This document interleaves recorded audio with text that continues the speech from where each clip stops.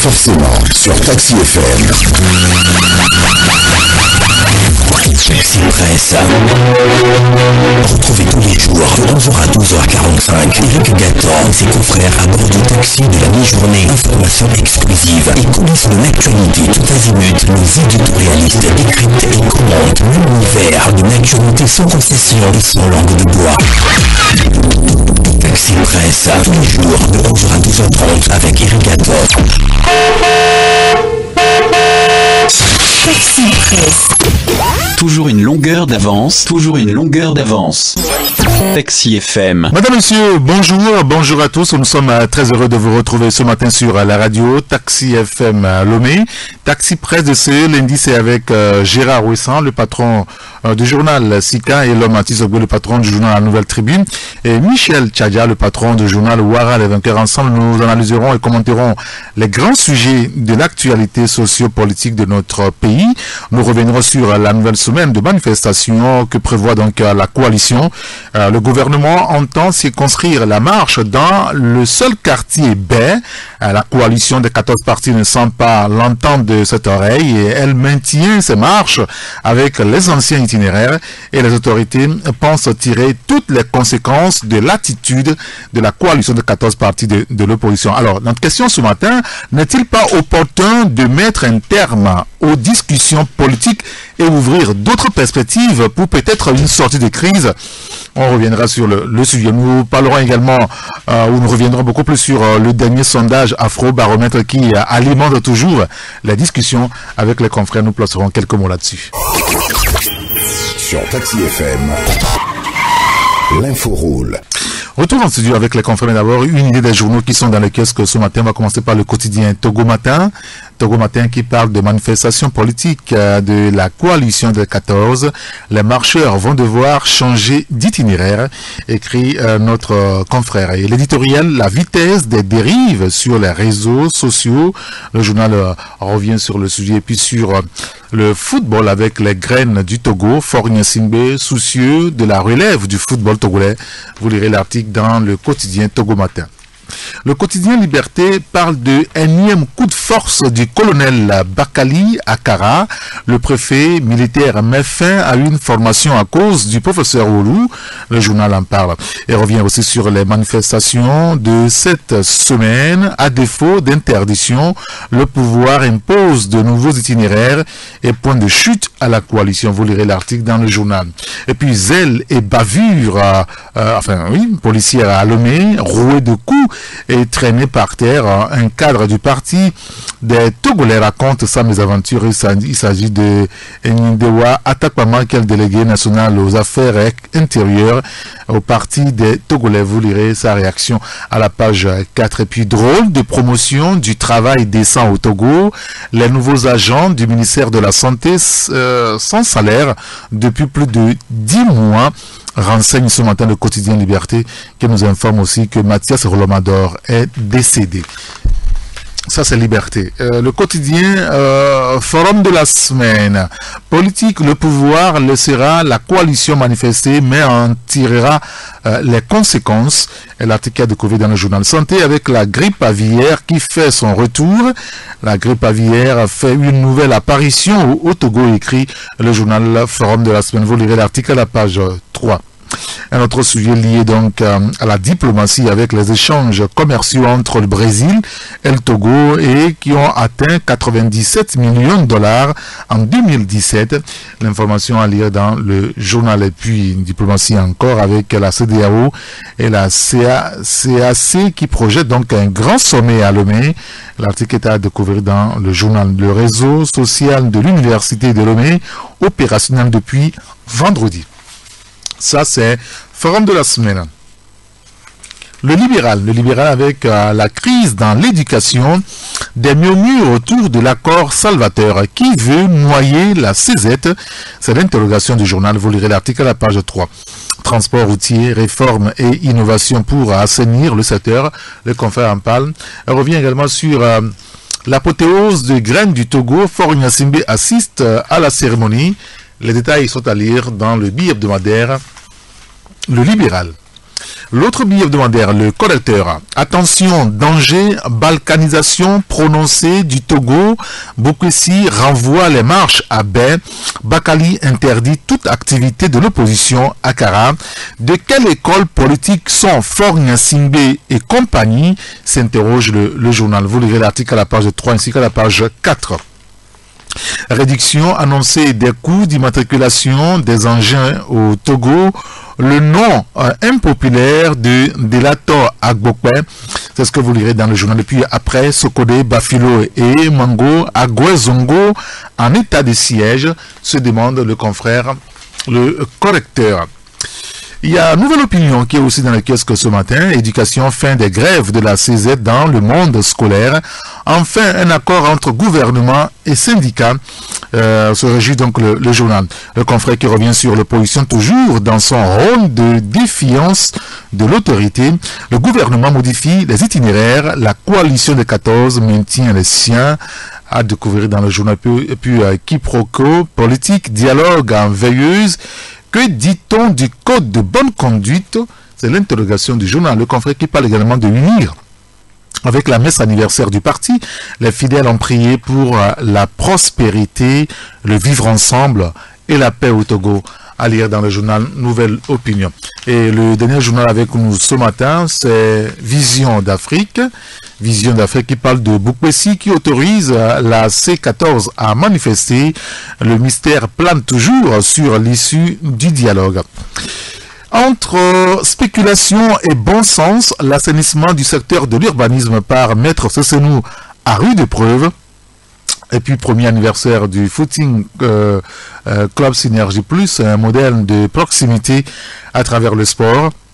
Les idéaux du parti unir en ligne de mire, écrit notre confrère. Dans l'actualité internationale Côte d'Ivoire avec l'inéluctable rupture PDCI-RDA-RDR, une entente mal ficelée, écrit ce matin notre confrère Vision d'Afrique.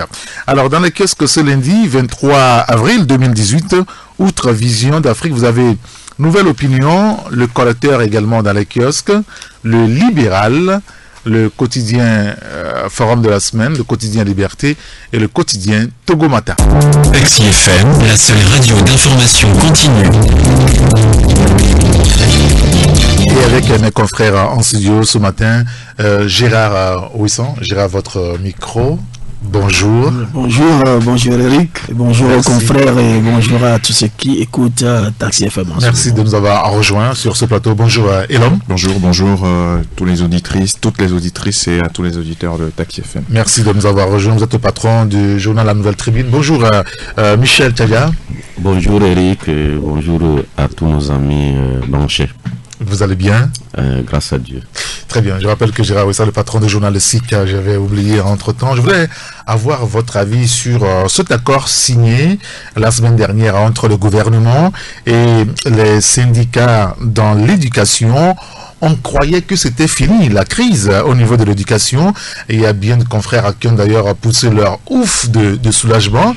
Mais que nenni, puisque la fin de la semaine dernière, le week-end a été quand même un petit peu tumultueux, si on peut le dire. D'ailleurs, le confrère de Libéral ce matin parle des murmures autour de l'accord à Salvateur. Visiblement, la base n'est pas d'accord avec la leader syndicaux et l'homme.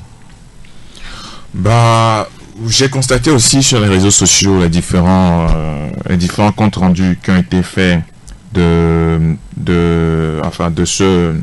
cette signature d'accord, mais j'ai réussi à collectionner un certain nombre de comptes rendus de plusieurs fédérations, de plusieurs branches de la CZ aussi, et donc il y a eu des réserves qui ont été portées par rapport à cette signature d'accord, mais et quand vous constatez par rapport à ce qui se passe à Dapon précisément, vous allez constater que depuis que la CZ a commencé à discuter avec le gouvernement, et surtout lorsque les bureaux de la CZ se rendent à Dapon pour faire le compte rendu de l'évolution des discussions avec le gouvernement, il y a des gens qui viennent à cette assemblée générale avec des cailloux dans le sac, d'autres avec des couteaux carrément. Oui, je parle de sources officielle à CZ, je ne raconte pas ce que je ne sais pas, et c'est ce que des membres du bureau nous ont confié. Et donc, c'est des gens qui venaient comme ça, et bien armés, et qui venaient écouter tranquillement. Et donc, ils nous ont expliqué qu'il faut des heures pour leur expliquer de fond en comble ce qui a été dit avant qu'ils ne soient convaincus. Et donc, ce qui s'est passé par rapport à la signature de cet accord, c'est ce qu'ils nous ont dit, c'est ce que le bureau de la CZ nous a rapporté quand nous les avons approchés. Et donc, ce qui se passe par rapport à la signature de cet accord, le bureau de la CZ planifie monter à Dapon pour expliquer à la base véritablement les clauses de cet accord et pourquoi est-ce qu'ils ont voulu signer cet accord. Et donc, la base a demandé à un moment donné que oui, que vous devez venir nous voir d'abord nous, avant de pouvoir, par exemple, signer cet accord, et que vous ne devez pas signer l'accord et nous l'imposer. Est-ce qu'elle n'a pas raison, cette base? Parce que j'ai le sentiment que leur manuel de procédure au niveau des syndicats, il faut d'abord avoir l'accord de la base avant tout engagement. Là, sur le dernier coup, ils n'ont pas l'accord de la base, et ils ont signé l'accord avec le gouvernement. Et c'est maintenant que les leaders planifient aller à la base pour leur expliquer pourquoi est-ce qu'ils ont signé. Ça veut dire qu'il y a un problème. Non, ce que je dis, vous n'avez pas compris. Je parle du cas de Dapan. Oui. Je ne parle pas de... Non, plus que là, je n'a pas eu le cas à Dapan. Oui, plusieurs localités. Oui, mais les gens n'ont lu que le compte rendu de Dapan. Moi, j'ai tous les comptes rendus. Faites un travail, vous allez voir tout ce que les gens ont dit sur tout le territoire. C'est Dapan qui a le problème. Il y a d'autres, c'est vrai qu'il y a d'autres localités où les comptes rendus n'ont pas été ce qu'ils devraient être. Après, je vous fais un petit rappel, enfin, une petite lecture parce que je suis en train de chercher. Vous allez voir tous les comptes rendus. Le cas de Dapan, c'est un cas qui est patent. Et dans tous les comptes rendus, vous voyez que Dapan ne valide même pas cela. En fait, c'est ça le problème. Maintenant, c'est vrai que le bureau devait aller consulter la base. Mais je ne sais pas comment ça s'est passé. Soit la base a mandaté le bureau, puisque tout le monde connaît les revendications de la CZ. Bien sûr. Tout le monde connaît ses revendications. Et donc, si vous évoluez dans les discussions, chaque semaine, jeudi et vendredi, le gouvernement se réunit avec les syndicats de l'éducation.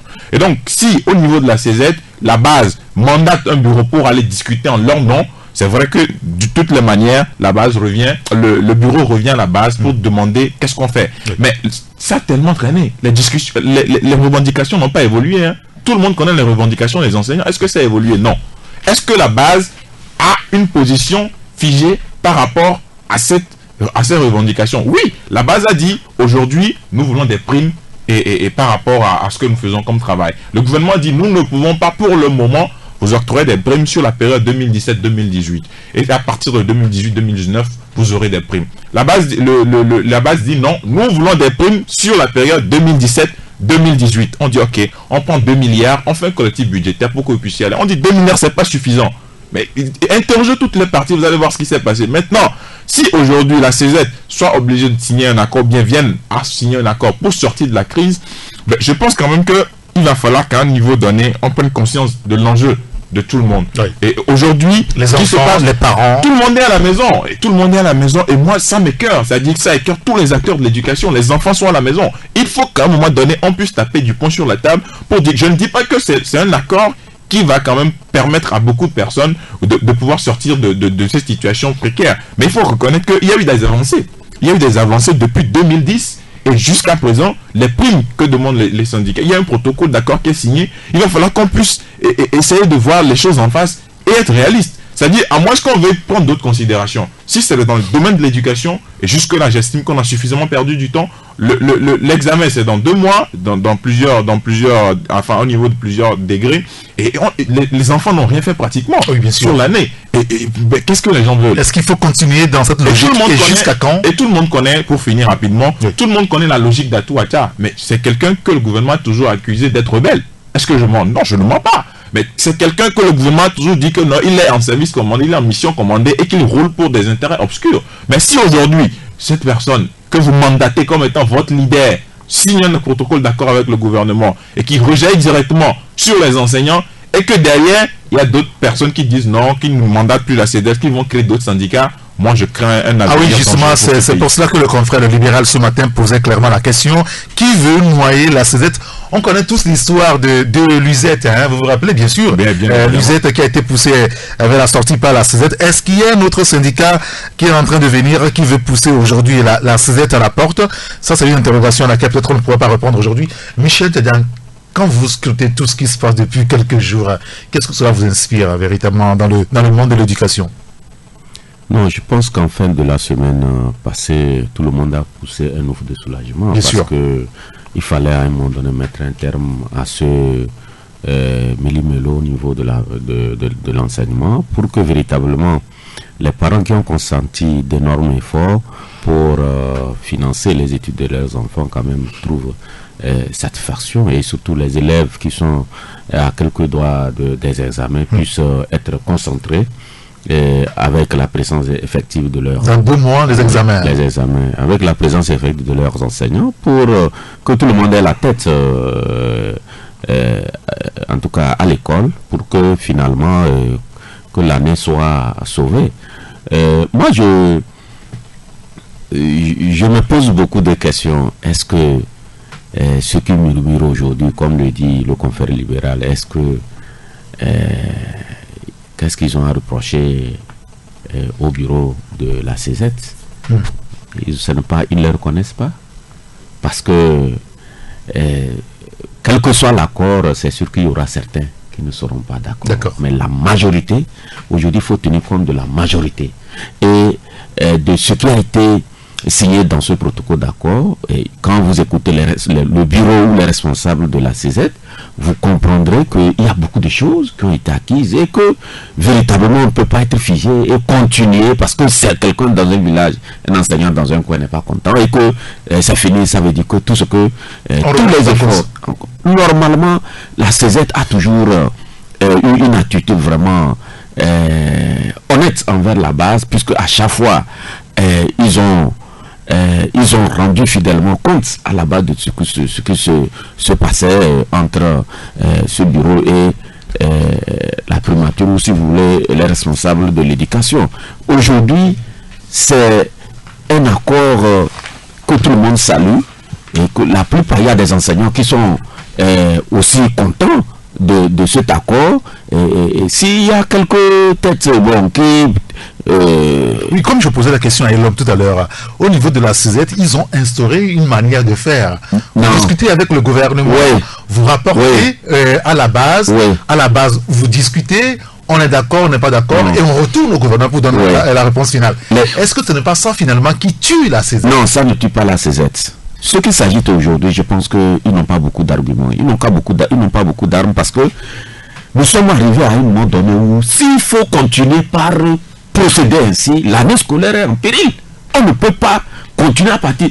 Ceux qui sont au bureau de la CZ, ce ne sont pas des imbéciles. C'est des gens qui connaissent les intérêts, qui défendent depuis des années, je veux dire, les intérêts de leurs membres, et que ce n'est pas en signant cet accord qu'ils sont en train de trahir leur base.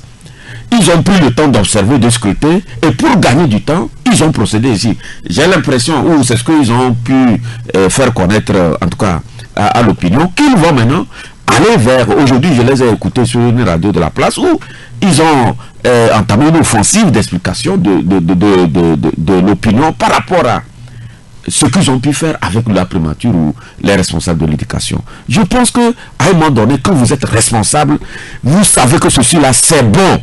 Ça ne pourra pas être bon à 100%. Ça, c'est bon pour nous. Mais vous signez, vous rendez compte. On ne peut pas les accuser, les jeter la pierre aujourd'hui parce que cette méthode où on demande à la base, d'abord avant d'aller là. Mais c'est prendre un otage finalement. Et je félicite l'ensemble de la CZ pour avoir eu cette attitude parce que ils ont égrené des avantages. Tout ce qui a été fait, ils ont égrené quelques mesures. Je trouve que c'est largement suffisant. Ce n'est pas fini, hein. C'est largement suffisant. Ce qui reste, je pense que les discussions continuent et qu'on trouvera certainement des solutions à leurs problèmes. D'accord, très bien. On espère que le gouvernement, avec cet accord, traduira véritablement les conclusions dans les autres, parce que c'est une autre paire de manches aussi. Signer des accords et respecter ses engagements, c'est une autre paire de manches. Gérard Rouissan, quel est votre avis sur ce débat-là, cette petite guéguerre, s'il faut le dire, entre les syndicats au niveau de l'éducation aujourd'hui, la base et les leaders syndicaux? Bon, moi je ne vois pas la chose en termes de base et de leader.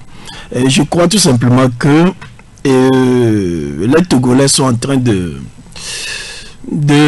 vouloir être responsabilisés dans la gestion de tout ce qui est public. Si les gens réclament... Qu'on me consulte d'abord avant qu'on ne prenne toute décision, c'est ça? Pas seulement ça. Qu'on me dise ce qu'on gère, comment on gère et qui gère. Ça, je crois que c'est légitime. Quand on est citoyen, on veut bien savoir comment est-ce que les choses sont gérées, qui gère. C'est les deux choses-là, quoi. Quand moi, je paie des impôts, je sais que c'est avec mes impôts qu'on crée des écoles, c'est avec mes impôts qu'on paie les enseignants, qu'on construit des hôpitaux et tout. Et en tant que citoyen, je veux bien savoir comment ma contribution, en tant que contribuable, comment mon argent est géré. Mais ce n'est pas le cas aujourd'hui. Les Togolais en général, aujourd'hui, ont l'impression que on ne demande pas leur avis, on ne leur rend pas compte. Alors, ils se mettent à réclamer, si vous le voulez, à tort et à travers. Si vous le voulez. Moi, je ne sais pas si c'est à tort et à travers. Je ne sais pas. Personne aujourd'hui ne sait quelle possibilité financière à l'État togolais. Étant donné qu'on ne rend pas compte. Ouais. Moi, je me dis, on peut augmenter le salaire des enseignants jusqu'à 1 million de francs. Vous allez voir, ils vont continuer encore à réclamer. Parce qu'ils ne connaissent pas ce que contient véritablement l'assiette. Ils ne connaissent pas ce que contient la cagnotte. Quelle capacité l'État togolais a, quelle capacité financière l'État a. Alors, mais pourquoi leur donner tort et dire que, et l'homme a dit tout de suite que, bon, on a fait certaines choses. On a fait certaines choses, d'accord. Mais par rapport à quoi? Par rapport à quelle possibilité? C'est comme si vous êtes un père de famille, vous dites à vos enfants, je vais vous donner 1000 francs par semaine, mais les enfants n'ont aucune idée de ce que vous gagnez par mois. Si moi, mon père gagnait 1 million par mois et qu'il me donne 1000 francs par semaine, je vais dire non. Mais si je sais que mon père, il gagne 30 000 francs par mois et me donne 1000 francs, je vais dire, mais papa fait beaucoup d'efforts. Mais le papa qui s'appelle le gouvernement togolais, il gagne combien? Ça, personne ne le sait. Alors qu'on ne s'étonne pas que les gens réclament encore et encore. Et pour en finir, moi je dis, il vaudra mieux encore avoir une année blanche que de continuer à avoir une éducation blanche. Non, une formation blanche.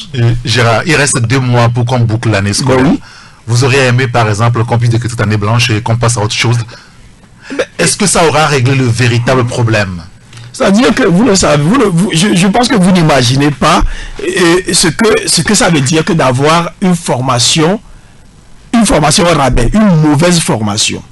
C'est comme si on donne le permis de conduire. Que de n'avoir jamais été formé. Oui, c'est comme si on donne le permis de conduire à un chauffeur qui n'a pas appris à conduire et par complaisance, on lui donne le permis, on vous met dans son véhicule, on dit direction Ouaga.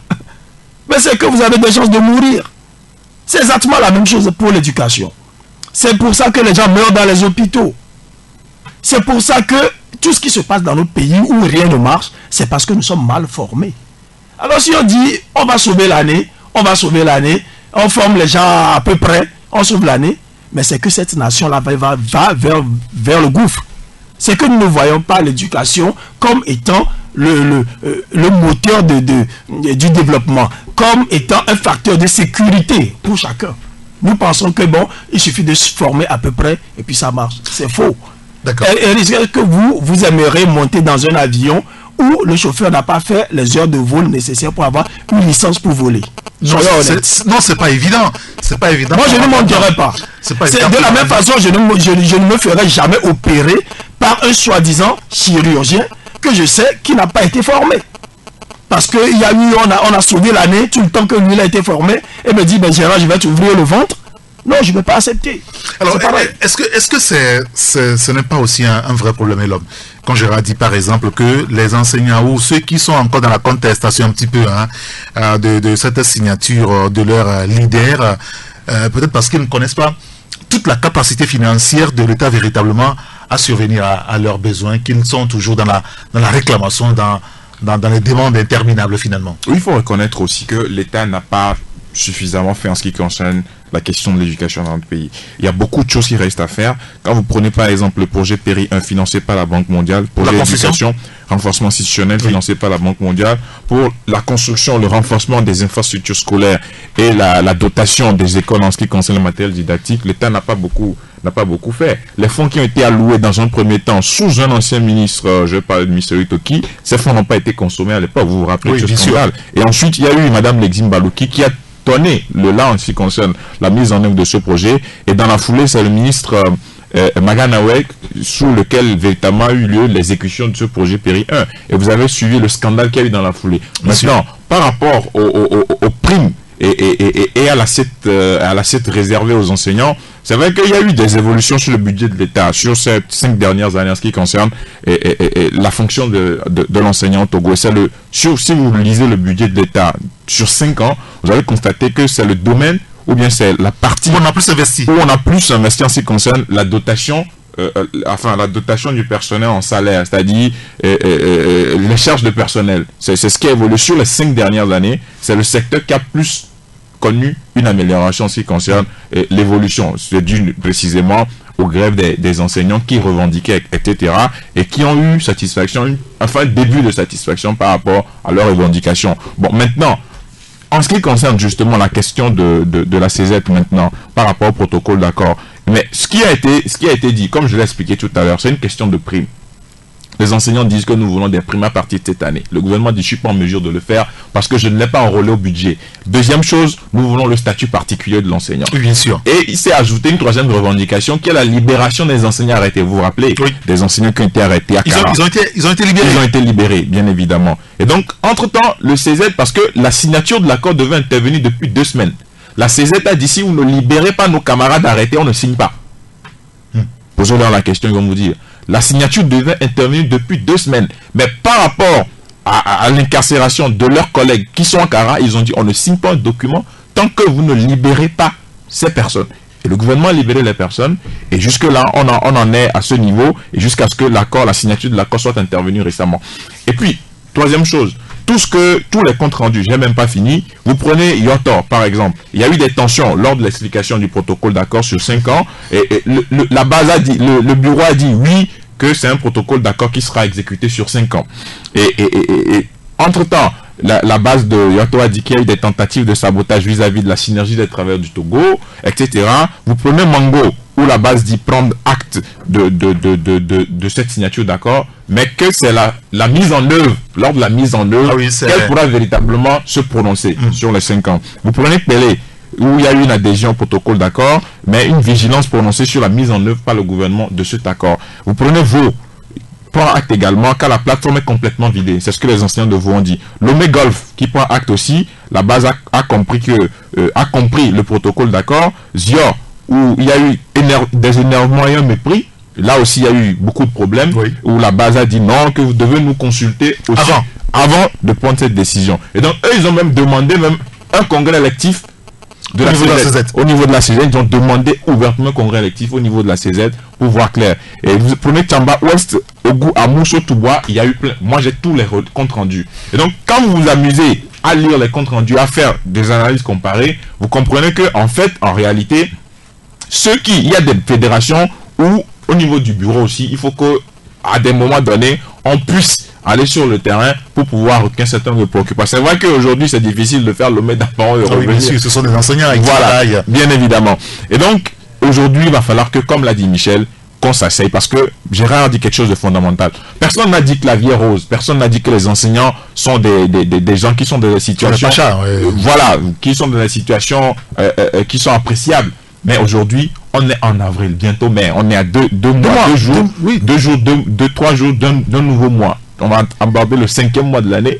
Et jusque-là, les enfants sont à la maison. Mais est-ce que Gérard a dit qu'il vaut mieux avoir une année blanche qu'une éducation blanche? Moi, personnellement, je ne suis pas d'avis qu'on ait une année blanche. Personnellement, parce que ce que je vois du côté du Bénin aujourd'hui, avec la grève illimitée des enseignants, les enfants de la maternelle sont à la maison, le primaire est à la maison, le collège est à la maison, le lycée est à la maison, c'est pas quelque chose d'amusant. Et donc, aucun gouvernement n'a envie d'une année blanche sur son territoire. Ce n'est pas la volonté d'un gouvernement ou d'un président ou d'un État. Mais il va falloir qu'à un moment donné, au niveau des enseignants, qu'on pense également à l'avenir de nos enfants. En même temps, on a perdu beaucoup de temps déjà. Est-ce qu'on peut rattraper ce temps perdu? Oui, mais il y a des cours qui n'ont jamais été faits. Bon, bien évidemment. Est-ce qu'on fera ces cours-là? Il reste que 2 mois. Bon, et examiner les élèves en fonction de cela. Ce que moi j'attends, bien évidemment aussi, c'est par rapport à cela. C'est-à-dire, jusque la personne ne parle des réformes curriculaires. On parle des primes. Oui. Mais les réformes curriculaires, depuis la réforme de l'enseignement de 1975, Qu'est-ce qu'il y a eu? Il n'y a jamais eu de réforme. Les gens continuent d'étudier le Japon. Les gens continuent d'étudier les États-Unis. Les gens continuent d'étudier des programmes qui sont vieux et vieillots. Mais c'est ça. C'est-à-dire qu'aujourd'hui, il va falloir qu'au niveau des enseignants, à part cette grève-là, qu'on puisse ouvrir le débat sur les réformes de l'enseignement. Mais qu'est-ce que les gens apprennent à l'école? Mais quel est le programme? On n'a pas actualisé les programmes depuis 75. Les gens sont contents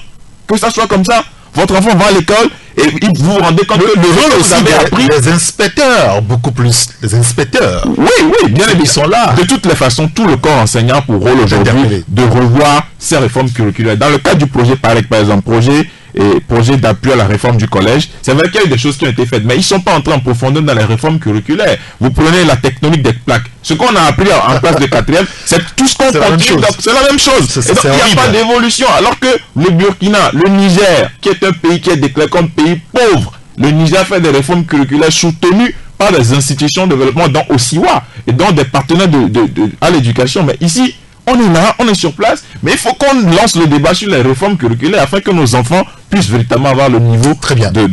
Alors pour clôturer ce débat, Michel, est-ce qu'il ne faille pas aujourd'hui qu'on aborde clairement le sujet du fond de ce qu'on donne à nos enfants, à nos frères, à nos sœurs à l'école aujourd'hui? Je pense que les préoccupations des enseignants ces dernières années ont occulté le vrai problème que vous évoquez.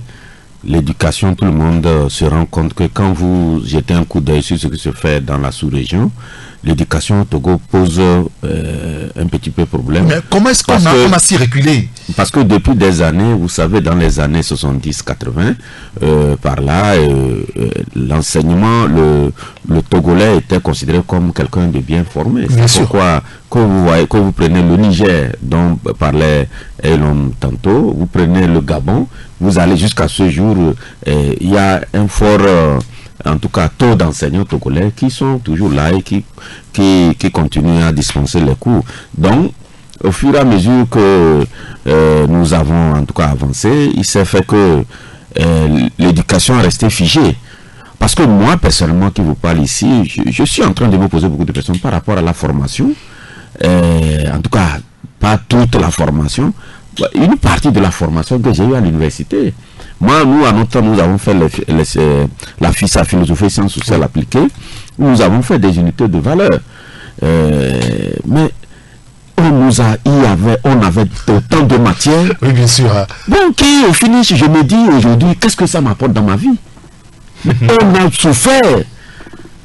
a souffert énormément pour pouvoir avoir nos diplômes, mais on se rend compte que peu de choses nous servent actuellement dans notre vie active. On nous a bourré beaucoup la tête.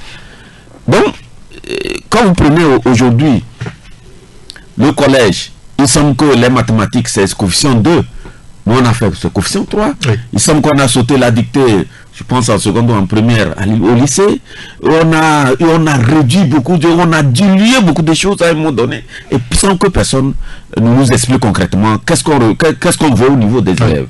Aujourd'hui, la réforme de l'éducation, c'est pourquoi les états généraux qui étaient annoncés par le chef de l'État lui-même, et qu'après on ne voit rien. Aujourd'hui, moi je croyais à l'époque que c'est à partir peut-être de ces états généraux, s'ils sont bien organisés, que les pédagogues, les psychologues, les conseillers pédagogiques devaient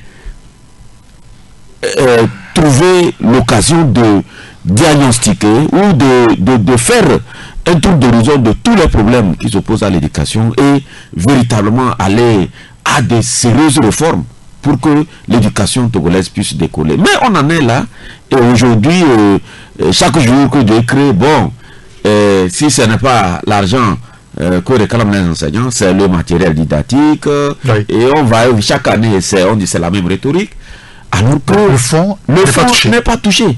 Et c'est grave pour l'éducation. Gérald le disait ici, et ce n'est pas faux ce qu'il a dit par rapport à la formation. Aujourd'hui, tu vas voir des élèves ont le bac à 16 ans, les gens peut-être sous un pot, ils se tapent la poitrine, ils disent mon enfant réussi à 16 ans, il a le bac, ils sont contents. Mais quand on le prend, mais il faut encore du temps pour qu'on le mette sur l'orbite, parce que avec son bac là, mais vraiment ça pose problème. Le niveau est tellement bas que on se demande, mais la relève dont on parle là, s'il faut faire une relève au rabais, ça va poser problème. Au moment où, dans d'autres pays, on détecte les génies pour vraiment qu'ils aient une formation accélérée et pointue pour pouvoir venir construire le pays. Nous, on est là et franchement, il faut reconnaître que il y a le problème de l'éducation au Togo se pose qu'à un moment donné, ça doit interpeller nos gouvernants. On doit quand même à un moment donné quitter ce domaine-là, bien sûr, après avoir trouvé des solutions appropriées. Sinon, ça ne va pas. Ça ne va pas.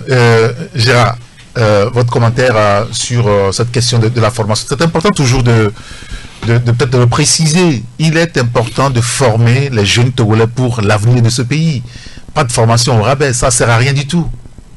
Mais ça c'est clair, c'est très clair. C'est-à-dire que si nous sommes en train de faire cette émission et que ça passe, c'est peut-être parce que nous avons un bon technicien. Sinon les micros ne travailleraient pas, par exemple. Oui, bien sûr. Ben, si vous allez à l'hôpital et vous revenez à la maison vivant après une opération, c'est parce que le chirurgien il était bon. Sinon vous mourrez. Vous ressortez les pieds devant, comme on dit. Donc la formation, c'est l'alpha et l'oméga. On ne le dirait jamais assez. Maintenant, je pense que les confrères ont un peu déplacé le problème en parlant des programmes. C'est vrai, le problème de programme existe. Maintenant, le mauvais programme dont nous disposons, est-ce que sur la base de ce mauvais programme, on arrive au moins à donner une certaine formation? Vous avez effleuré le problème tout à l'heure. C'est-à-dire un élève qui devait avoir un volume horaire de cours, oui, par exemple de 100 heures. Il s'en sort à la fin de l'année avec 80 heures ou bien 60 heures. Et on lui donne le diplôme. Est-ce que celui-là, il peut être bien formé? Il ne peut pas être bien formé. Pour quelqu'un qui est moyennement intelligent, on lui dit, vous avez besoin de 100 heures de cours. À la fin de l'année, vous lui donnez 40 heures plus son diplôme. Ça veut dire que celui-là, c'est un danger public que vous venez de former. Quand il va construire un pont, le pont va s'écrouler. Quand il va opérer quelqu'un, la personne va mourir. Quand il va réparer un avion, l'avion va tomber. Ça, c'est clair. Parce qu'il est mal formé. Donc, moi, je dis, au Togo, l'éducation est sabotée. Ce n'est pas que j'encourage les enseignants à continuer à faire grève, hein, mais quand même, il faut tenir, il faut saisir le taureau par les cornes et s'atteler à la tâche d'éducation. Maintenant, la petite remarque que je veux faire, c'est-à-dire nous ne voyons pas toujours la corrélation entre la politique et l'activité syndicale. Mais moi, actuellement, je vois une corrélation. Je me dis seulement... Les gens sont manipulés? Non, je pense que les gens font grève par défiance. Aujourd'hui, le gouvernement est entêté.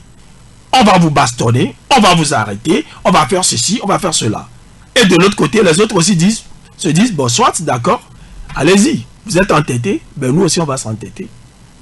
Si moi je suis, par exemple, enseignant, et que je suis victime d'une rafle à Mango bien d'Apao, on me rafle, on me prend, on fait ceci, on me bastonne, et demain on me dit, ben écoutez, il faut signer ce protocole d'accord parce que je serais tenté de saboter la signature de ce protocole d'accord. Parce que je suis un citoyen aigri. Aujourd'hui, le Togolais, il est aigri. C'est une évidence. Que ce soit l'élève, mais on ne va pas faire l'amalgame. Ce n'est pas une question d'amalgame. Non, c'est une question d'état d'âme. C'est comme si quelqu'un vous gifle tout de suite et il achète une bière qu'il met sur la table. Il dit, ben, Eric, trinquons. C'est pas une question d'amalgame, mais vous êtes dans un état d'âme qui ne vous permet pas de trinquer avec cette personne, de collaborer avec cette personne, de travailler, de donner de la bonne volonté, de donner le meilleur de vous-même. Donc il faut toujours voir le comportement, la façon que l'État a de responsabiliser ou non le citoyen, et aussi la disponibilité du citoyen à donner le meilleur de lui-même. Parfait. Moi, je me rappelle qu'il y a des enseignants qui allaient faire des heures supplémentaires pour sauver l'année. Aujourd'hui, ils ne le font plus. Ils ont plutôt tendance à se dire, ben, si on ne nous paye pas, ben, vous les élèves, vous allez échouer. On ne fera rien pour vous. L'état d'âme a changé. Et on ira de mal en pire, moi, je crois. Je crains. Je le crains. Très bien. Messieurs, merci beaucoup. On va aborder un autre sujet. Vous avez tenté tout à l'heure de l'évoquer, Gérard, c'est par rapport à ces rafles incessantes dans notre capitale depuis quelques temps. Je pense que le confrère Liberté, non, le correcteur en a parlé, lié donc à la manifestation de l'opposition cette semaine. Vous savez que le gouvernement togolais demande à l'opposition de faire ces manifestations presque dans le quartier B. Au même moment, à Akara, le week-end, samedi dernier, il a été difficile pour une association qui avait quand même dans ses valises, le professeur Oulu Komi, de former des jeunes liés donc au sens de la démocratie. Et encore, ce sujet est évoqué par plusieurs journaux ce matin. C'est au niveau de Agoué Zongo où on a observé des rafles. Le confrère Liberté parle de zèle et de bavure policière à Lomé. Citant donc le délégué national aux affaires intérieures au parti des Togolais. Il a été roué de coups et traîné par terre. Qu'est-ce à dire ces faits, l'homme à Tisogbe, ces rafles incessants finalement dans notre capitale? Bon, est-ce que ça vous inquiète? Oui, c'est inquiétant dans la mesure où c'est récurrent. Ça fait quand même quelques semaines que c'est vers minuit, 22h minuit dans certains quartiers. Il y a des citoyens qui se plaignent du fait que ils sont bastonnés, etc. Et c'est vrai que, bon, quand vous lisez la déclaration du représentant du parti des Togolais, quelque part, il a dit que lorsque leur chef était arrivé, il leur a dit pourquoi est-ce qu'ils n'ont pas respecté ses consignes relatives au fait que il a demandé à ce qu'on puisse arrêter ceux qui n'ont pas présenté de carte d'identité. C'est ce que le délégué du parti des Togolais a précisé dans sa déclaration. Et les soldats avaient dit à leur chef qu'ils s'en excusent. Donc ça voudra dire véritablement que on arrête des gens qui ne présentent pas de carte d'identité. Mais systématiquement, on constate que des gens se plaignent de plus en plus du fait que même avec carte d'identité, on vous arrête. On vous prend, on vous jette quelque part peut-être sur un terrain vers Forever.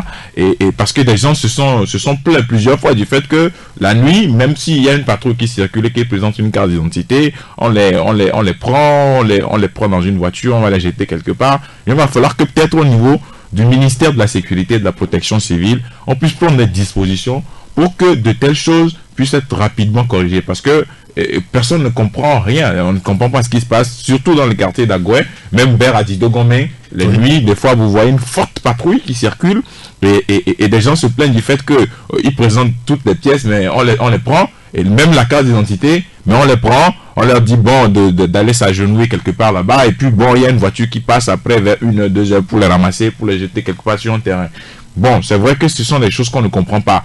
Il va falloir qu'au niveau du ministère de la Sécurité, on puisse communiquer, et pour que véritablement on sache ce qui se passe. Oui, parce qu'aujourd'hui, il n'y a aucune communication autour, difficile quand même de faire parler les concernés. Mais on constate simplement que les citoyens sont victimes de ces agissements. Oui, c'est ce que je dis. C'est-à-dire que il n'y a aucune communication, les gens sont là, on ne sait pas ce qui se passe.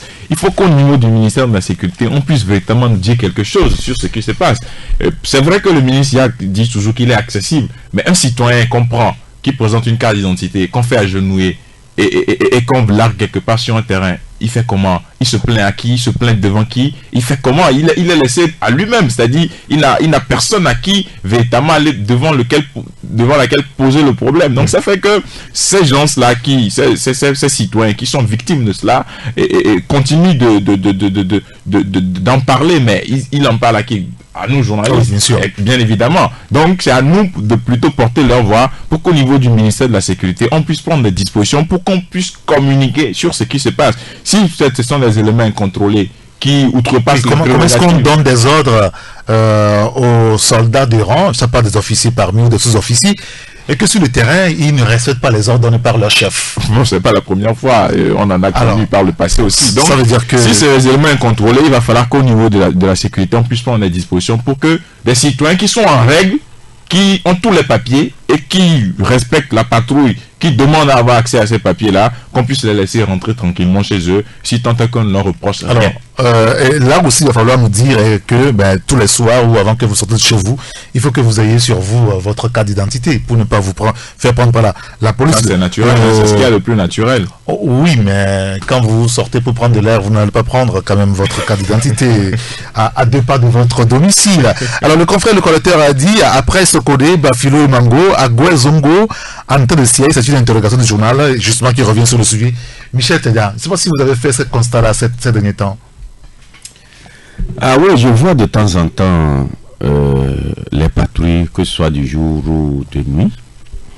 C'est bien pour la sécurité des citoyens. Oui.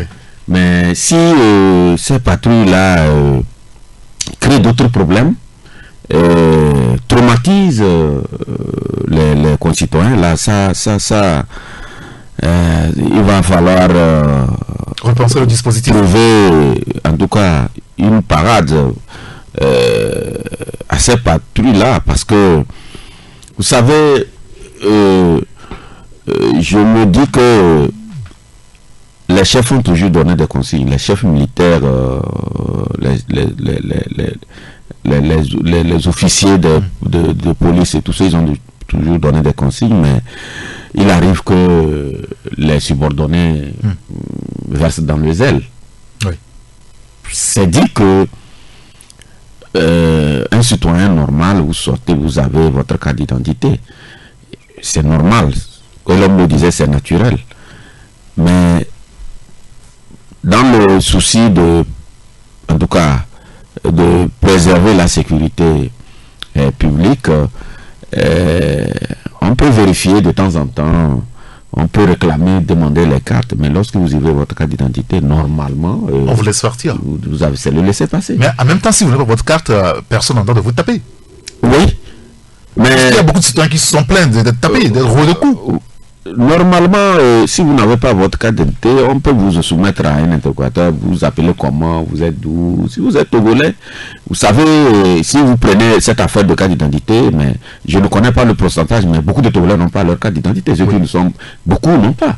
Mais c'est des Togolais, ils ont droit de vie. C'est pas parce qu'ils n'ont pas de carte d'identité qu'on doit les frapper. Non. On vous interroge, si vous répondez normalement, on trouve que non, vous êtes un citoyen togolais, vous ne présentez pas des signes de suspicion, mais on vous laisse passer. Mais le fait de vous frapper, de vous taper, mais c'est ça qui pose problème. C'est pourquoi je le dis souvent, vous savez, les 110 000 caractères et autres, ils forment les officiers de maintien, en tout cas dans le maintien de la sécurité intérieure, les officiers de police et tout ça là. Moi j'ai toujours dit que, mais, quelque part, il faut associer les subalternes, les soldats de rang. De rang. Puisque parfois c'est eux qui jouent allègrement les lois, les consignes données par leur chef. Vous allez voir dans la salle, c'est des galonnés, ils sont là-bas. Bon, ils ont dit, ok, ils ont une bonne formation, ils partent, ils donnent les consignes qui ne sont pas, parce que qui ne sont pas de tout temps respectés sur le terrain. Dans le cas d'espèce, ce qui se passe actuellement, je pense que il y en a qui ont, à qui on a, en tout cas, bon, il y a des gens quand même qu'on a arrêtés ces derniers temps qui n'ont pas de carte d'identité, mais qui ont répondu en tout cas aux agents qui étaient là-bas, ils sont partis sans problème. Moi je mets ça surtout dans l'actif de zèle. Certains pensent que le fait d'être en uniforme, on est dessus de tout et on regarde les autres comme c'est des sous-citoyens. Non. Donc il faut de la sensibilisation de temps en temps à l'endroit de ces messieurs et dames, puisqu'il y a des dames maintenant, oui, pour qu'ils accomplissent correctement leur travail. Sinon, autrement, ils créent d'autres problèmes, parce qu'actuellement, il y a eu psychose. Normalement, quand on va dans les agences de sécurité, on doit courir vers eux. Mais si on va dans les agences de sécurité, on fuit, mais ça pose problème. Ça pose un problème. Gérard Ouissa, quel est votre commentaire sur ce sujet-là? Non, mais moi je ne suis pas d'accord quand on dit que les officiers ne font pas la même chose. Les officiers font la même chose. C'est le même réflexe, terroriser les gens, penser que le civil, il est moins que le militaire. Ça, ne nous voilons pas la face, c'est une réalité togolaise. Le soldat veut qu'on ait peur de lui. Quand on porte le treillis, on veut que le civil ait peur. Maintenant, est-ce que ça, c'est une attitude qui est bonne? C'est la question. Mais le fait est là, c'est une réalité. Parler de bavures qui sont commises par les hommes de troupe seulement, moi je pense que non. Sinon tout ce qu'ils faisaient, si les officiers n'étaient pas d'accord, ben, ils allaient les punir autant de fois qu'ils auraient commis ces bavures-là. Mais qui a déjà puni un homme de troupe parce que ben, il a dit à quelqu'un de nager dans une rigole? Ou bien qui a demandé, moi on m'a déjà demandé de faire l'appui commando quand j'étais au lycée. On est sorti, ils appelaient ça appui commando, vous mettez un doigt par terre, vous soulevez le pied, des trucs comme ça. Bon, voilà, donc on est dans une logique d'instauration de la peur. On veut, que les gens aient peur. À quelle fin? Ben, à quelle fin? C'est juste parce que celui-là même qui veut vous faire peur, lui-même on lui a fait peur. On dit souvent que l'enfant est le père de l'homme. On dit souvent, hein, on le dit, quand vos parents vous battaient, quand on battait un parent, vous allez voir, quand il va faire un enfant, il aura tendance à battre son enfant aussi. Ouais. Ben parce que lui-même, il a été... Toujours battu. Ben voilà. Donc, vous n'allez pas me dire que les soldats qui battent aujourd'hui, les gens qui leur demandent de s'agenouiller, n'ont pas subi les mêmes humiliations quand ils étaient enfants.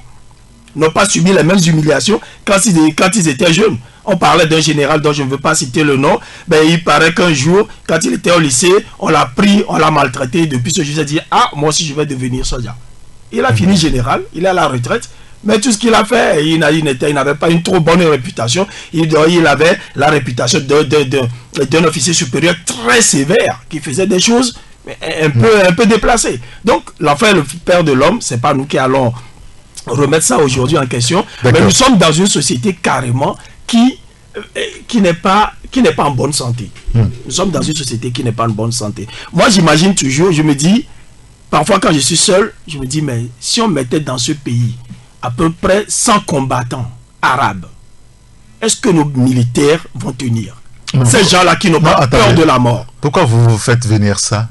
Non, quand je vois un peu à la télé les images qu'on passait, ces combattants qui sont courageux, ces combattants arabes là qui tirent, qui sont là, on tire de l'autre côté, ils sont là, ils tirent aussi et tout et tout. Oui. Mais si on mettait 50 ou 100 de ces gens-là, on les déversait dans ce pays, ben je me dis, je ne sais pas si c'est juste. Vous voulez dire qu'ils ne font que déverser leur bile sur les pauvres citoyens civils? Ça, c'est très possible parce que quelqu'un qui, étant lycéen, étant collégien, on l'a maltraité, on lui a toujours fait peur et tout, et il devient soldat. C'est pas quel miracle, subitement, il va devenir un soldat très courageux.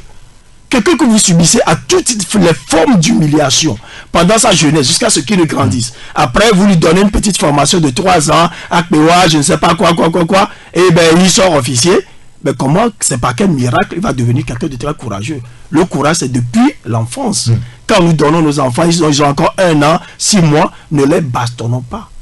Ne les frappons pas à l'école, ne les humilions pas, ne les mettons pas à genoux, on leur met des cailloux dans les mains et tout ça.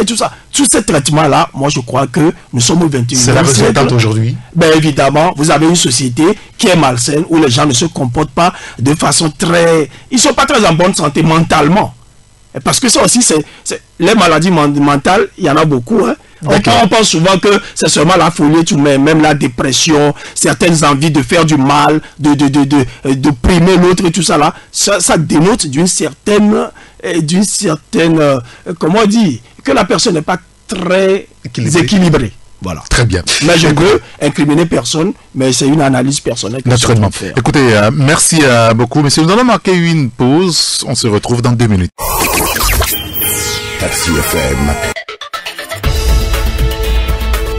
C'est une fenêtre ouverte sur l'actualité d'ici et d'ailleurs.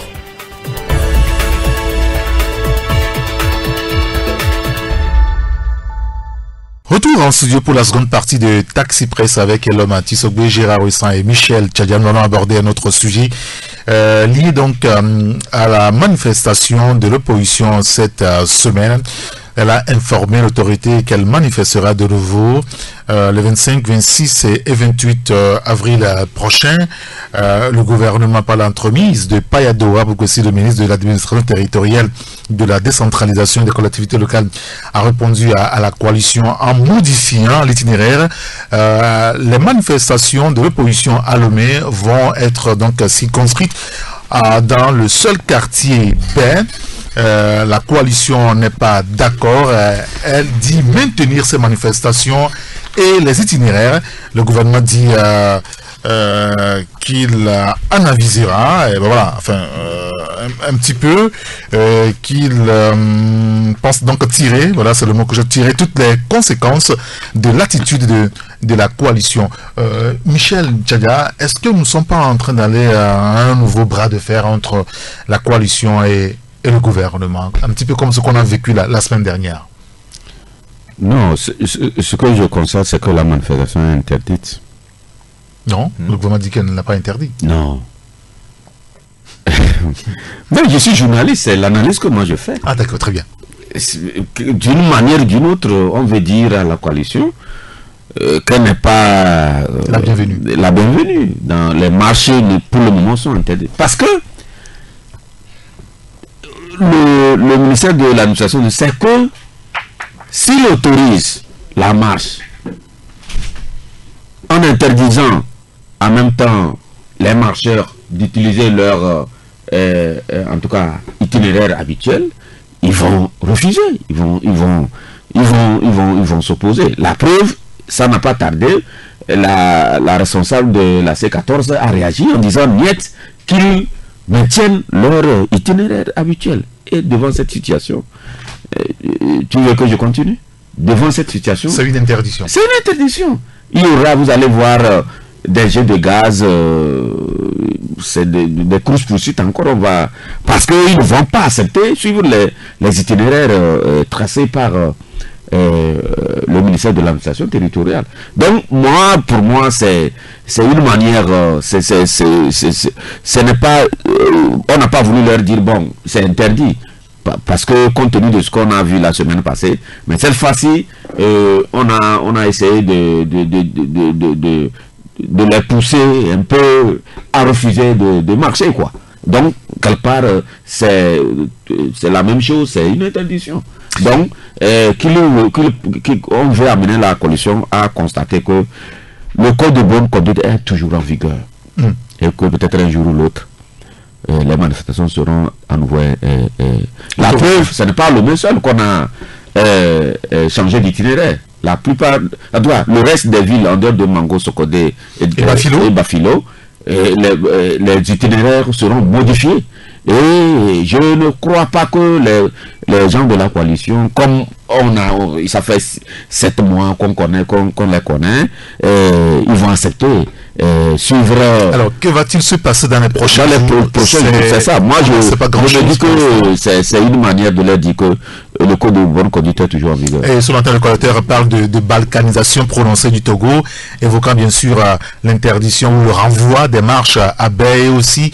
Ce qui s'est passé le week-end dernier, samedi, beaucoup plus dans la ville de Kara, où le préfet Bakali a interdit toute activité de l'opposition un petit peu. Et l'homme qu'est-ce que cela éveille en vous finalement, ces manières de l'autorité vis-à-vis de la coalition? Non, plutôt, moi je vais plutôt prendre le débat sous l'angle du dialogue. Parce que il faut reconnaître que c'est parce que ça traîne et c'est parce qu'il y a un certain nombre de choses que relève l'opposition qu'elle a envie de manifester. Mais du côté des manifestations beaucoup plus, Michel disait quelque chose tout à l'heure, mais Madame Adjemabo, moi je viens de lire qu'elle dit qu'elle ne va pas respecter l'itinéraire en question, que la coalition n'entend pas respecter ces itinéraires et que la coalition va marcher conformément à l'itinéraire qu'elle a envoyé au ministère de l'administration territoriale. Et donc on se dirige vers un nouveau bras de fer et à l'orée ou bien en pleine célébration de la fête de l'indépendance du Togo. Et c'est parce que, comme tu as posé la question en introduction, est-ce qu'il n'est pas temps de passer à autre chose? Parce que oui, c'est vrai que ça traîne, mais il faut reconnaître que le mal togolais aujourd'hui est profond. Le mal togolais est profond. Le gouvernement a quand même eu la volonté de faire un certain nombre de choses, mais elle ne l'a pas fait. Vous prenez le rapport de la CVJR. Si on le mettait en œuvre, est-ce qu'on aurait besoin d'un dialogue? Non. Pourquoi demander aux gens de faire des travaux que vous ne respectez pas à la fin? C'est là la question. On demande à la CVJR, on vous mandate, on met des milliards à la disposition de la CVJR. L'Union européenne finance, des partenaires de développement finance. On fait un travail profond, on met des recommandations. sur la table du gouvernement, volume 1, volume 2, volume 3. Lisez le volume 1 de ce rapport qui a été publié, parce que les volumes 2, 3 n'ont pas été publiés. Oui, ça, on ne connaît pas le contenu. Voilà, mais lisez le volume 1 de ce rapport, les 396 pages. Vous allez voir ce qui est écrit dans ce rapport, mais c'est qui doit mettre en œuvre ça? C'est le gouvernement. Mais est-ce que les questions relatives aux réformes constitutionnelles et institutionnelles n'ont pas été posées dans ce document? Clairement. Oui. Est-ce que la question de la révision de la Constitution n'a pas été posée? Oui. Est-ce que la question de la chefferie traditionnelle n'a pas été posée? Oui. Est-ce qu'on n'a pas trouvé des solutions dans ce rapport? Oui. Pourquoi on ne le met pas en œuvre? Bonne interrogation. Si on mettait en œuvre ces recommandations, est-ce qu'on aurait besoin d'un dialogue aujourd'hui? Non. Maintenant, le reste, c'est une question de volonté. Peut-être. Non, moi je dis non, parce qu'aujourd'hui, même l'opposition reconnaît que la CVG a fait un bon travail. C'est ça le problème, c'est-à-dire le gouvernement et l'opposition, les deux parties s'entendent pour dire que oui, que la CVG avec Monseigneur Bariga ont fait un bon travail. Maintenant, pourquoi on ne met pas en œuvre ces recommandations? C'est pas l'opposition qui met ça en œuvre, c'est le gouvernement qui a décidé, c'est le chef de l'État qui a décidé que pour éviter qu'il y ait des scènes de violence à l'avenir, pour qu'il y ait des garanties de non-répétition, je mandate une équipe pour qu'on puisse faire ce qu'on appelle la réconciliation des Togolais, et pour qu'on puisse solder le passé, et pour qu'on puisse d'une certaine manière ou d'une autre essayer de réparer les gens. Ce que fait aujourd'hui le H-Cron. Mais pourquoi est-ce qu'on répare les gens? On est en train de restaurer les gens, on est en train de trouver une solution pour rétablir les victimes dans leurs droits, et qu'on ne met pas en œuvre les recommandations. On va nous dire oui que bon, peut-être que le gouvernement est en train de travailler, ça va venir, ça fait combien d'années? On a mis 3 ans pour adopter le livre blanc, qui est la première recommandation de la CVJ, dans lequel le gouvernement entend donner ou tracer son schéma de mise en œuvre de recommandations. On a mis 3 ans pour adopter un livre blanc qui doit préciser juste la manière dont le gouvernement entend mettre en œuvre ces recommandations. Et depuis 3 ans, on attend toujours. On attend. Maintenant, quand est-ce qu'on va mettre les recommandations? Moi, je suis là. Ça veut dire qu'il faut qu'au niveau du gouvernement, ça bouge. On ne sent pas une volonté de pouvoir faire quelque chose. Si on a mis la CVJ en place pour engloutir 4 milliards, on a payé des gens pour rien à la fin du mois. Moi, je trouve que c'est un éléphant blanc. Mais autant ne pas faire une CVJ et qu'on avance, plutôt que de constater aujourd'hui qu'il y a des tensions un peu partout. Mais si la CVJ a fait un bon travail et que le gouvernement et que le chef de l'État reconnaît que Monseigneur Bariga a fait un bon travail, qu'on mette en œuvre les recommandations, c'est tout. Alors aujourd'hui, quand même, au niveau de l'opposition, on entend manifester selon les itinéraires tracés par la coalition, pas selon ce que le gouvernement dit aujourd'hui. Est-ce que ce ne sont pas encore, Gérard, ressent des tensions en perspective? Alors, j'ai posé la question tout à l'heure, dont l'homme faisait allusion, à voir les tensions chaque semaine avec les manifestations programmées par l'opposition, le gouvernement qui trouve à redire. Il a communiqué par l'entremise de son ministre la dernière fois qu'il tirera toutes les conséquences de l'attitude de la coalition de manifester presque toutes les semaines maintenant. Est-ce qu'il n'est pas temps de mettre un terme à cette discussion politique et ouvrir d'autres perspectives? Peut-être que à ce niveau on trouvera une solution à la crise togolaise. Oui, mais quelle autre perspective à part... J'en sais rien. À part un dialogue. À part le dialogue verbal, il n'y a que le dialogue des armes dans ces histoires-là entre le peuple. Soit vous choisissez les armes ou bien vous choisissez de vous parler entre vous. Je crois que les Togolais ont choisi de se parler entre eux. Mais seulement, quand on s'étonne pourquoi est-ce que le gouvernement ne fait pas ci, le gouvernement ne fait pas ça, c'est comme si vous demandez pourquoi est-ce que le maître ne libère pas les esclaves. Il va libérer les esclaves seulement s'il n'en a plus besoin, s'il n'a plus besoin de leur force de travail, ou bien parce que l'esclave s'est rebellé. Il n'y a que ces deux possibilités. À un moment donné, la fougue de l'esclave devient incontenable et tu es obligé de le libérer. Ou bien on n'a plus besoin de sa force de travail, on le libère comme on a libéré les esclaves en Amérique. C'est un peu comme ça. Donc quand vous avez devant vous... je ne dis pas que le gouvernement togolais est un gouvernement tyrannique ou bien dictatorial forcément, mais quand vous avez une force qui vous opprime, soit vous vous libérez, ou bien la force là un jour pense que ce n'est plus la peine de vous opprimer. Voilà. Donc moi personnellement je m'inscris dans une logique de lutte. C'est un peuple qui est en lutte pour sa liberté, pour prouver que il est un peuple mûr, il est un peuple qui peut se prendre en charge, et jusqu'à ce que ceux qui nous gouvernent le comprennent un jour et se disent le peuple togolais il est indomptable, il faut libérer, il faut le libérer. Et c'est là, moi je crois que en ce moment-là, vous allez voir les grèves et tout ce qu'on voit aujourd'hui là, tout va s'arrêter comme par enchantement. Les gens essaient de se faire respecter. Les gens veulent que le gouvernement fasse des comptes rendus sur la gestion des biens de l'État. Les gens veulent que je sais pas moi, qu'un caporal ne puisse plus mettre à genoux un professeur d'université parce que lui l'a attrapé au cours d'une patrouille. Vous voyez, les gens veulent qu'un soldat ne puisse plus bastonner un député de la République. Un peu comme ça se passe dans toutes les dictatures dans le monde. Donc on est dans une logique de lutte. Et moi je dis, comme diraient les Espagnols, la lucha continua. Il faut lutter jusqu'à ce qu'on ait la victoire. Alors, c'est clair que cette semaine, ça va être encore chaud, comme ce qu'on a vu il y a 2 semaines environ, 10 jours, une dizaine de jours environ. L'opposition veut manifester, le gouvernement dit, bon, ok, cette fois, on vous autorise à manifester, on vous le concède, sauf que vous allez manifester à bain.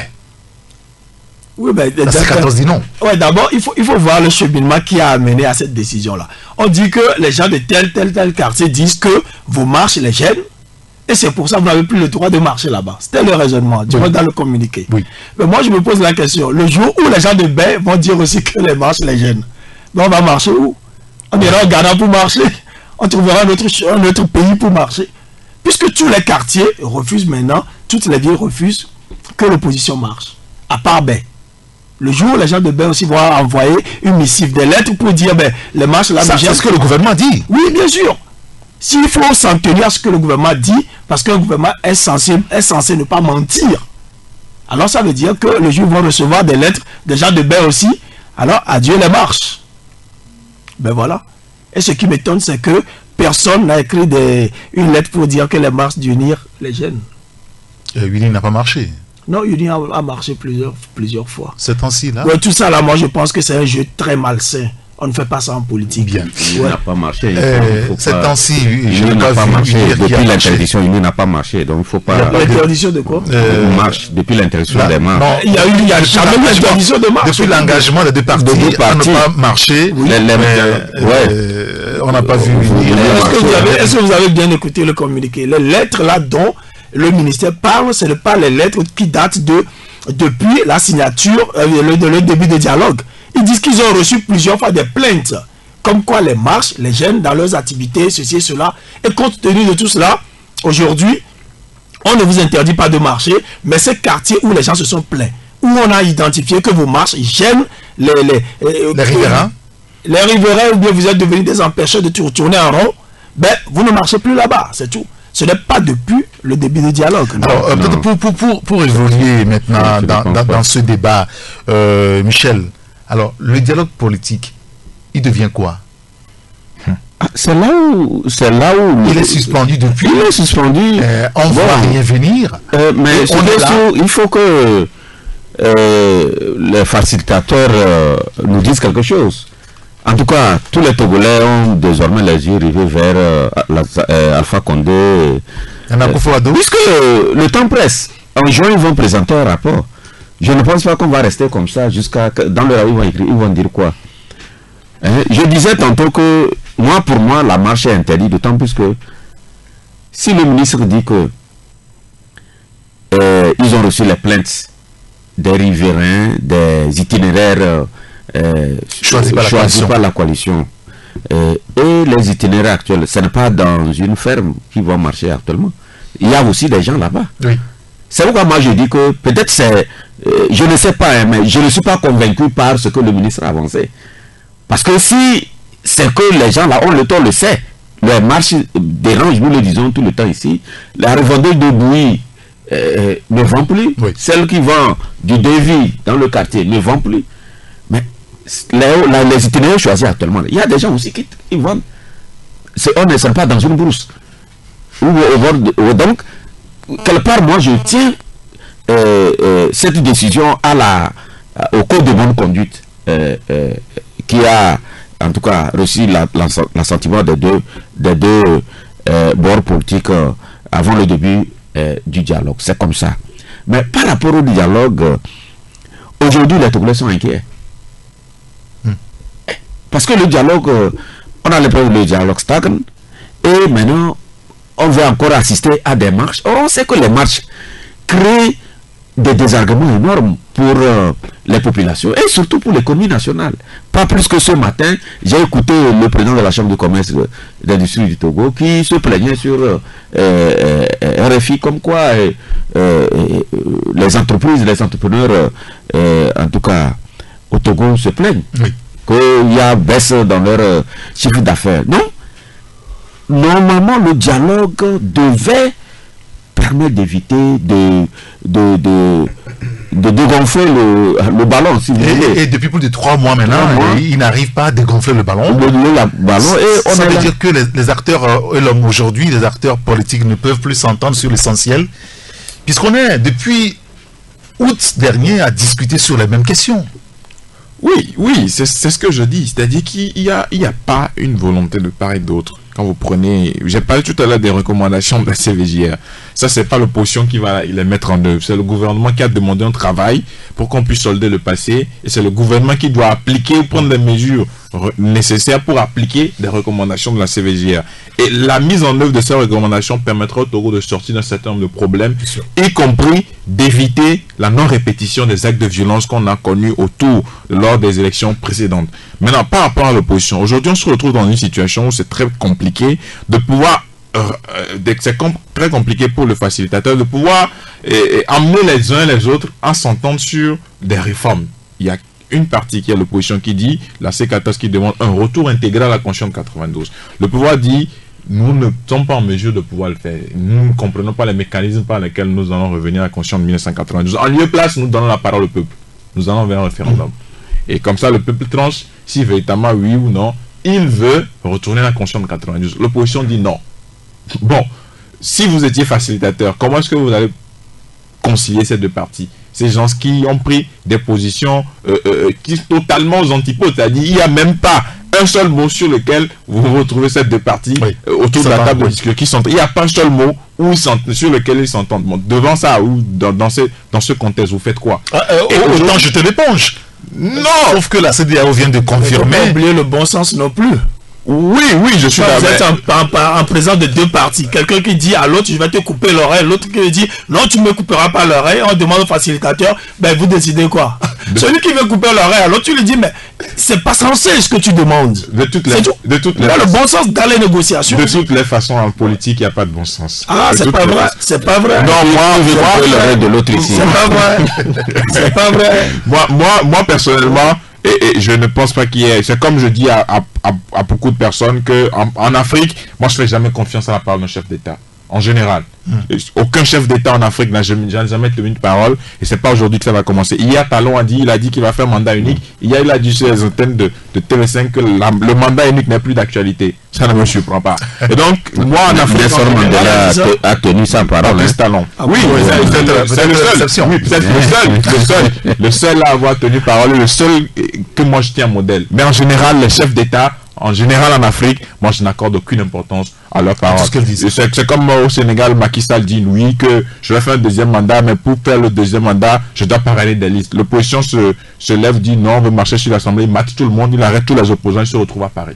Et donc c'est comme ça en Afrique. Et quand le chef d'État dit non, votez pour moi, etc., je vais faire ci, je vais faire ça, c'est les circonstances. Comme le dit un ancien premier ministre togolais, en politique, les discours s'adaptent au temps. Donc le temps dans lequel nous sommes, on fait son discours, demain on fait notre discours, et donc on fonctionne comme ça, voilà. Monsieur, par rapport donc à tout ce qui se passe au niveau du dialogue qui ne donne pas grand chose aujourd'hui, il y a un institut de sondage qui s'appelle Afrobaromètre qui la semaine dernière a sorti un sondage qui tourne autour justement de la question politique, et beaucoup de confrères tout au long de la semaine passée sont revenus là-dessus, notamment Liberté qui évoque le sujet et parlait de la majorité des Togolais qui est donc favorable au retour à la Constitution de 1992 selon le sondage et au vote de la diaspora.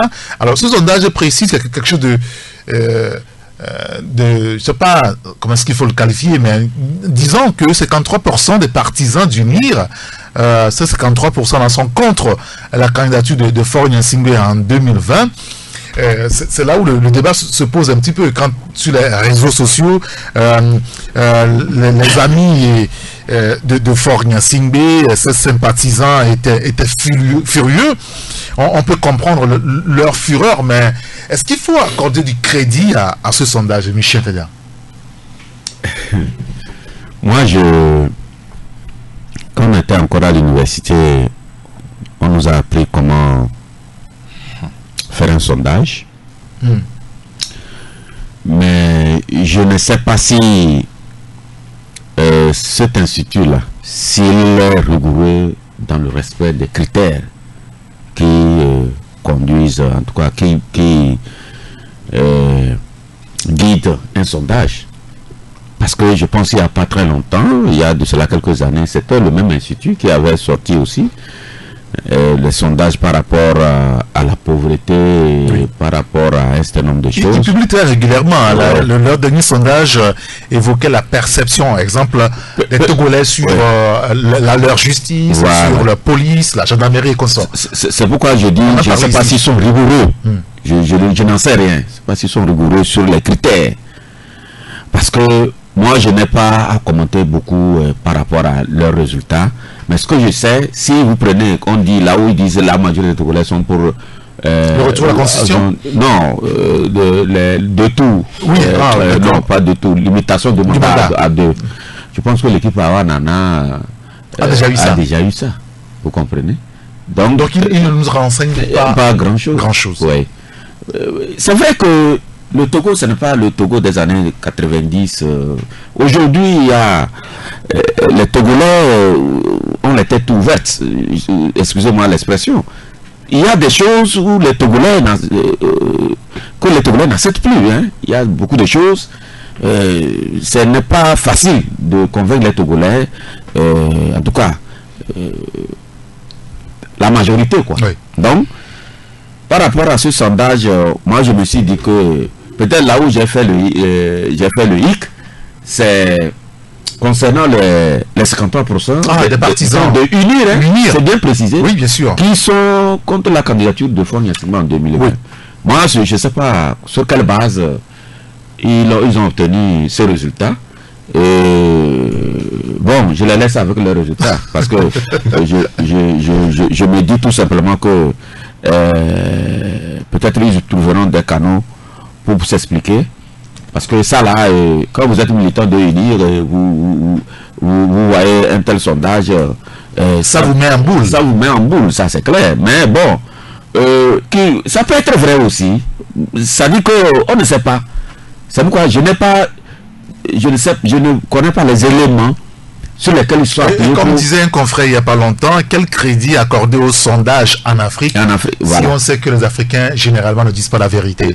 Non seulement ils ne disent pas la vérité, mais ils changent beaucoup au gré, voilà. Ils changent d'idées.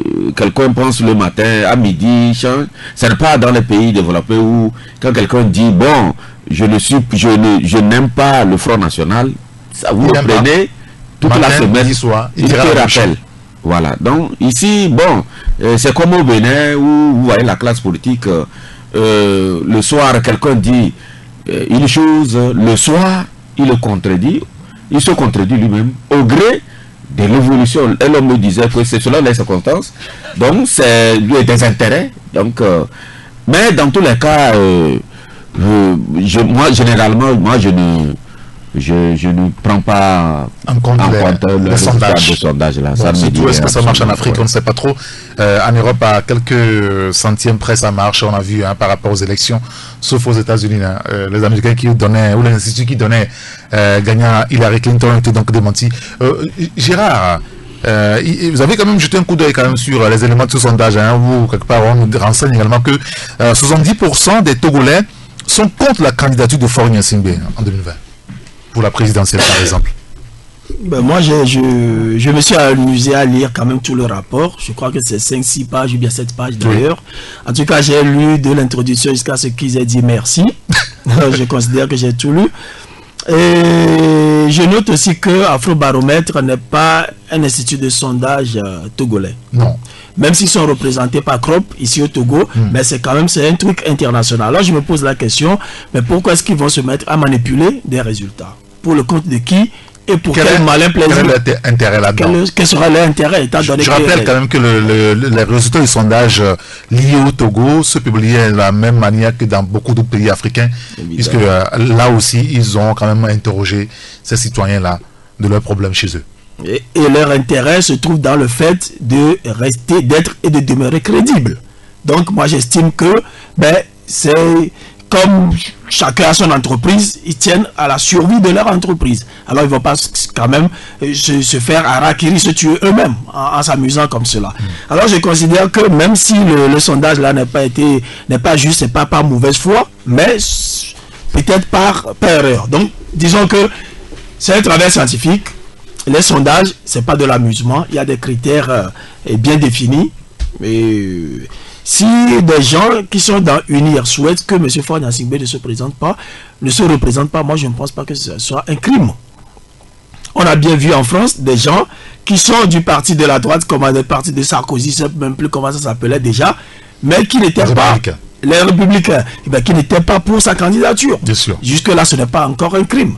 Si les gens pensent que ne pas laisser un seul chef d'État faire non seulement les 3 mandats, mais 4 ou éventuellement 5, que ça porterait préjudice à la stabilité du pays, à la paix sociale. Et que on ne perd absolument rien si Faure Gnassingbé, après 3 mandats, aille à la retraite. Où est le crime? Alors moi, je me dis, Afrobaromètre vient de faire son travail. Il faut en tirer les conséquences. Ça veut dire que il y a plus d'opposants qu'on ne le pense. Souvent nous confondons, souvent nous confondons l'opposition et les leaders de l'opposition. Les 14 de la coalition, là, ceux-là qu'on voit qui marchent et tout, ce n'est pas les opposants. C'est les leaders de l'opposition. Parce que derrière eux, voilà, c'est les 70% de Togolais qui sont opposants, en l'occurrence, à la candidature de M. Faure Gnassingbé pour 2020. Bien. Je ne sais pas si vous voyez mon raisonnement. Si, je vous ai suivi. Merci beaucoup. C'est pour dire que les opposants dépassent les 14 personnes, 20 personnes qu'on voit devant les marches. Et le Marty Soubé, malheureusement, on n'a que très peu de temps. Et je vais aller très vite parce que moi, les sondages en politique, je n'ai pas trop confiance. Par contre, les sondages sur le développement et l'indice humain, je m'y attache un peu parce que c'est sur des critères plus ou moins objectifs par rapport aux institutions qui les pilotent. Mais en politique, partout dans le monde, les sondages ont toujours été des sondages erronés. Et en France, aux États-Unis, etc., on vous dit que telle personne est en avance. Bon, la plupart. Peut-être des sondages guidés aussi. Parce que moi, ces histoires-là, je ne fais pas trop confiance. Mais si vous me parlez d'une enquête ou d'un sondage sur des sujets de développement, où on veut faire une enquête, peut-être, on me fait un sondage sur la justice, sur l'idée qu'ont peut-être les Togolais ou les Africains de leur développement, etc. Là, moi, je peux faire confiance parce qu'il y a des critères objectifs. En politique, il n'y a aucun critère. Moi, si je peux me lever pour dire, bon, oui, lui, je suis pour, lui, je suis pour, lui, je suis sous. Mais en développement, il y a des indices, il y a des critères objectifs. Mais en développement aussi, on peut manipuler les résultats. Oui, on peut manipuler les résultats. Moi, il y a des indices. C'est-à-dire que c'est vrai qu'au niveau des institutions internationales, oui, on peut dire que oui, on veut faire un sondage ou une enquête sur un sujet donné. Quand vous prenez le questionnaire unifié d'indicateurs de base et de bien-être, le CUB, au Togo, le gouvernement a fait une enquête, etc. Je ne dis pas que c'est fiable, je ne dis pas aussi que c'est faux, mais il y a des critères. C'est-à-dire que vous voyez les critères sur lesquels se base. Mais Afrobaromètre de ça, j'ai participé à cette enquête. Le CUB. Oui. Bon, moi je dis pas, ça c'est ce que je pense. Je dis, je ne fais pas trop confiance au sondage politique. Bien sûr, c'est votre droit. Voilà, c'est-à-dire, voilà, parce que dans le monde, on sait comment ça s'est passé, c'est pas spécifique à l'Afrique. On dit oui, que bon, il y a Trump qui est en avance, après on dit non, que c'est Sarkozy qui est en avance, on revient, on dit non, que donc moi en politique, il y a beaucoup de choses qui se passent. Et donc, comme je vous l'ai dit tout à l'heure, en politique, et tout ce qui marche, ça s'adapte au temps. Bien, monsieur, merci beaucoup. Je vois, mais dans le social aussi, en matière de développement et tout, quand vous demandez aux gens, est-ce que vous êtes heureux? Ils vont dire non. Mais pourquoi? Oui, ça change. Où est le critère objectif quand on demande à quelqu'un s'il est heureux ou non? Oui, il y a des critères. Non, c'est des critères qui sont conditionnels. Soit heureux, il y a un seul critère. Non, on va reparler. On est à la fin, on va reparler. C'est bizarre, que quelqu'un soit heureux, il faut un certain nombre de critères qui définit si quelqu'un est heureux ou non. Moi je ne dis pas sourire. Je ne dis pas par exemple que... Ah oui, c'est là le débat. Voilà, c'est sourire. Bah oui. Le critère objectif pour dire celui-là il est heureux et l'autre il est malheureux. Il y a des critères. Ben dis-moi. Non mais dis-moi un seul critère. Mais dis quelqu'un est heureux ou non. C'est l'argent, c'est la santé, c'est ce qu'il déclare, c'est la liberté. Mais pourquoi pas? Non, je dis ça dépend de ce qu'on cherche. Si vous on met des critères en fonction de ce qu'on cherche. Pour trancher par exemple, si vous moi voulez, je pourrais dire que récemment... sourire c'est être heureux. Récemment, par exemple, il y a eu une enquête. Si vous voulez, puisqu'on est talonné par le temps, on va reconduire ce débat-là du bonheur. Lundi prochain, vous serez sur les bateaux. On va en débattre en première partie. Monsieur, merci beaucoup à Gérard Ruissan. Je rappelle que vous êtes le patron du journal de la bonne humeur, le journal Sika. Et vous êtes heureux. Ils sont heureux là. Oh, j'en sais pas. Enfin, moi, je prends la vie du bon côté. D'accord, très bien. Merci à Michel, c'est-à-dire le patron du journal Ouara les vainqueurs, et Elom Antisokbé, le patron du journal La Nouvelle Tribune. Écoutez, merci beaucoup à Dia Prosper qui a assuré la coordination. Appelez-moi Saint-Rigaton. On se retrouve demain pour une nouvelle aventure sur la radio. D'ici là, portez-vous bien. Au revoir. Taxi FM 93.1, au cœur des grands événements.